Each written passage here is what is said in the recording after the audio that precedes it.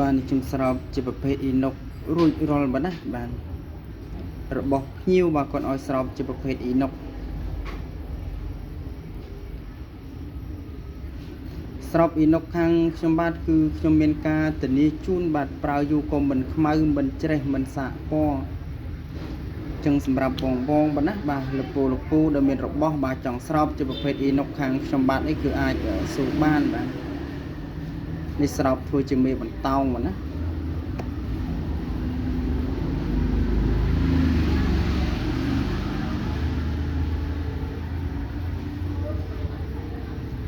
ចឹងសម្រាប់បងបាទណាបាទលពូដែលមានរបស់បាទចង់ស្រោបជាប្រភេទអ៊ីណុកខាងខ្ញុំបាទអីគឺអាចស៊ូបានបាទគឺខ្ញុំមានការធានាជូនបាទប្រើយូរក៏មិនខ្មៅមិនច្រេះមិនសាកពណ៌ជាប្រភេទអ៊ីណុកសុទ្ធលេខ1បាទយកមកធ្វើនេះបាទ